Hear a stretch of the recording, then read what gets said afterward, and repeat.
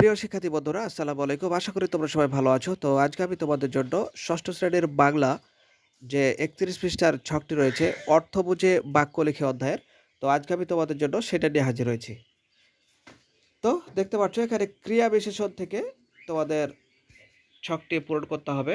তো বলেছে পাঠ থেকে ক্রিয়া বিশেষণ খুঁজি, চিঠিবিলি ছড়া ও সুখী মানুষ নাটক থেকে ক্রিয়া বিশেষণ শব্দ খুঁজে বের করে তার একটি তালিকা তৈরি করতে হবে।